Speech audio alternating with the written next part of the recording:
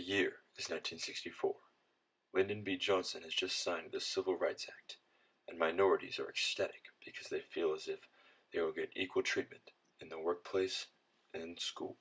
The year is now 2016, and those same students are left wondering what went wrong. We caught up with some teachers from Height Elementary School in Louisville, Kentucky, to see what they had to say about the subject. Actually, we've had a couple incidents this year of kids who are not African American calling kids who are African American kids Hershey, and then the African American kid came back with they were a marshmallow. So there's definitely the realization that they're different, and there's name calling. I mean, the N word has been used. There's definitely racism still.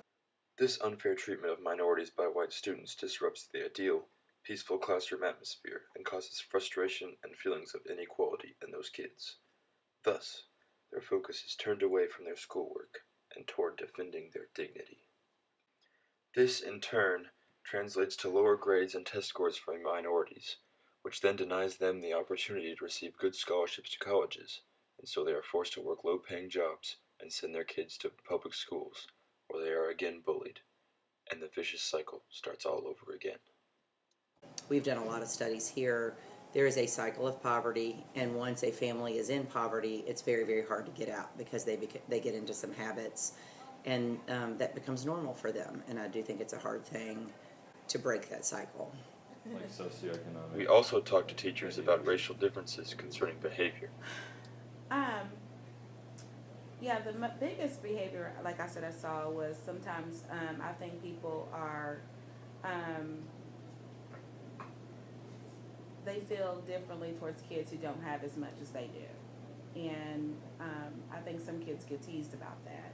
But that is really, I don't really see a behavior with like the races, but I just see it more with socioeconomic. And that could go with both ends, black or white. I would agree with that. We have an entitlement group, and there's a lot of kids here that get whatever they want.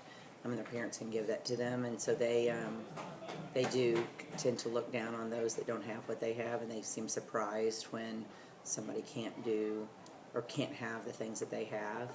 And I don't think it's a racially based thing. I have white kids that are poorly behaved. I have white kids that are great behaved kids. I've got African American kids that do exactly what I ask them to do, and I have some that don't. So I think it's based on what's expected at home, and it is very, very much based on socioeconomic. This may seem more like classism than racism at first glance, but due to the percentage of minorities in poverty that almost doubles that of whites, the victims of the privileged, especially in schools more diverse than Height, will likely be of a different race. But what about the schools that have a very high minority population, or those that educate mostly impoverished students? Those schools have less segregation within them, but face an even more difficult struggle. The entire school itself is often plagued with the effects of racial segregation. Yes, they tend to not be surrounded by anyone who is successful.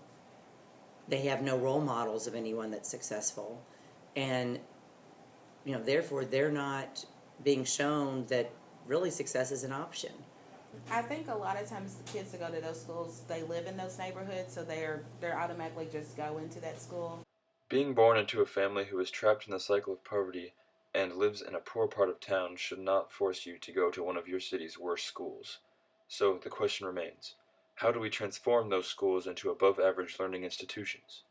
I think the funding is there for those schools, but I think the problem with is having experienced teachers. A lot of experienced teacher comes out to areas, more fluent areas like Middletown, East End areas. But I think more experienced teachers need to go to schools like Dawson, Western to pull up tests, because I know they're like one of the lower test scores in the county, to pull up those test scores. So I think that's kind of what happens with that. And also, it probably wouldn't help to have probably more minority teachers in those schools. I do know we are not a Title I school, so we don't get a whole lot of government money. We really have to rely on our PTA and parent donations to do anything here. Schools that are in poorer areas, all the kids are fed lunch. They get a lot more government money, but teachers tend to not stay there very long. So they get the youngest, the newest teachers. As soon as a teacher gets out of college, you can pretty much expect to get put at a school that's a troubled school, because those are the, once a teacher has a certain number of years, they try to usually go someplace that's not quite as stressful to work. So they do have, they don't have the tenured teachers that can train other teachers, and then the younger teachers that need those role models don't really have anyone to look toward. And this starts yet another seemingly endless cycle that can trap minority students. Finally, we asked them if they had ever experienced racism in their own lives and how they reacted to it. The one time that I can recall is when I was an undergraduate student at University of Kentucky. When I was trying to go see my boyfriend at the time, he wouldn't let me go for some reason, and then we kind of got in a shuffle back and forth, and then he called me the N-word. At first, I felt shocked that someone would say that in this day and age to someone like that, and then I was angry, and I did report it, but nothing really materialized from it. Nothing came of it. So it was an experience I probably will never forget, but I mean, you kind of learn from it, and you just realize that some people are going to be the way they are. So Several years ago, I'm our quick recall coach here, and after tryouts, there was an African American boy that did not make the team, and his parents called me racist because I did not put him on the team, and I had to have a meeting with him, explaining that he didn't earn his spot, and I don't believe in doing things just for this color of someone's skin. So that was, I was hurt and really kind of bothered that somebody would think that I cut him just because he was African American, when I do try to be fair and everything. But, people think what they're going to think.